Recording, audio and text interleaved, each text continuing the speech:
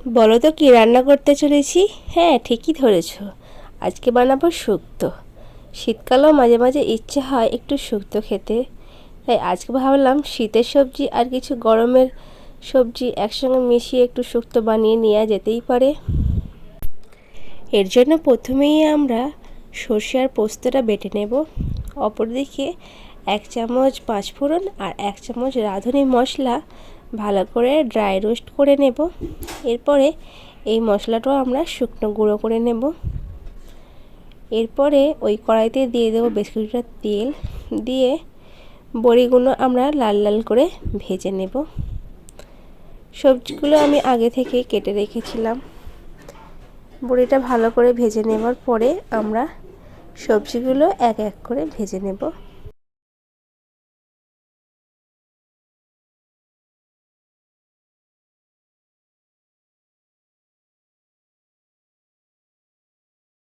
এর জন্য প্রথমেই আমরা এখানে করলাগুলো ভেজে নিচ্ছি, কারণ এটি তেতো হয়। এটি একটু আলাদা করে ভেজে নিতে লাগে। সব সবজি যে আলাদা করে ভাজতে হবে এর কোনো প্রয়োজন নেই, আর খুব বেশি ভাজারও দরকার নেই, কারণ শুক্তোতে সবজি একটু হালকা ভেজে নিলেই হয়। দেখতে পাচ্ছ আমাদের উচ্ছে বা করলা যাই বলো না কেন ভাজা হয়ে গেছে। তো এরপরে ওই তেলেতেই দিয়ে দেব বেগুন। বেগুন দেওয়ার সাথে সাথে যতটুকু তেল ছিল সব বেগুনে নিজেই একাই খেয়ে পেটটা ভর্তি করে নিল। তো এরপরে বেগুনটা এইভাবে এপিট ওপিট করে একটু ভেজে নেব। বেগুনও মোটামুটি ভাজা হয়ে গেছে। এরপরে আমরা এগুলো সব তুলে নিলাম।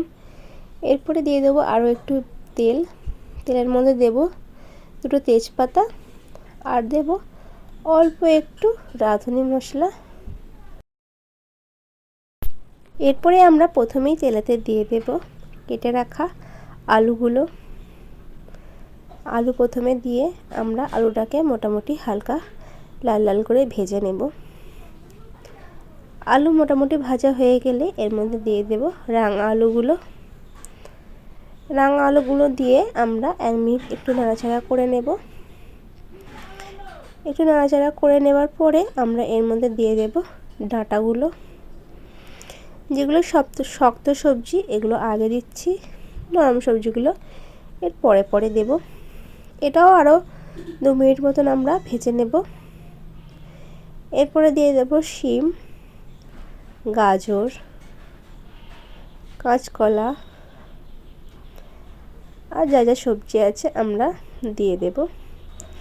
দিয়ে সব কিছু আরও ভালো করে ভেজে নেব। খুব বেশি ভাজার প্রয়োজন নেই, মোটামুটি 2 মিনিট নাড়লেই হবে। সব কিছু হালকা ভাজা হয়ে গেছে। এরপরে আমরা এর মধ্যে দিয়ে দেব 1 চামচ আদা বাটা।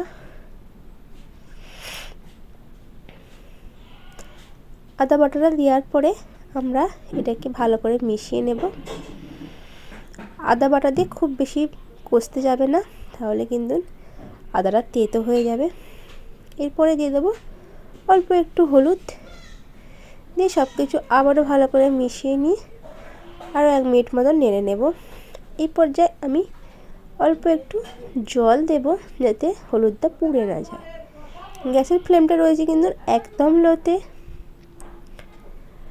এইভাবে সব কিছু ভালো করে মিশিয়ে নিলাম। এরপরে আমাদের যে পোস্ত আর সর্ষে বাটাটা এর মধ্যে দিয়ে দেব। দেওয়ার পরে সব কিছু ভালো করে মিশিয়ে নিয়ে আরও 1 মিনিট মতো নাড়াচাড়া করে নেব। পোস্ত সর্ষে বাটাও খুব বেশি নাড়তে লাগে না। সব কিছু কষানো হয়ে গেলে আমরা দিয়ে দেব পরিমাণ মতো জল। জলটা দিয়ে সব কিছু ভালো করে মিশিয়ে নেব। এরপরে মেন উপকরণ দিতে হবে স্বাদ মতো নুন। এরপরে আমাদের এতে দিতে হবে দুধ। দুধটা কিন্তু অবশ্যই করে দিতে হবে, নাহলে কিন্তু শুক্তোর সেই টেস্টটা একদমই আসবে না। তো আমি এখানে 2 বাটি মতন দুধ দিলাম। তোমরা দুধটা কতটুকু দেবে সেই অনুযায়ী কিন্তু জলটা দেবে, ঝোল আবার বেশি হয়ে যাবে। এরপরে আমরা ভেজে রাখা করলাগুলো দিয়ে দিলাম এবং 4টে কাঁচা লঙ্কা এভাবে ফাটিয়ে দিয়ে সব কিছু ভালো করে মিশিয়ে ঢাকা দিয়ে আমরা মিনিট 5 হতে দেবো।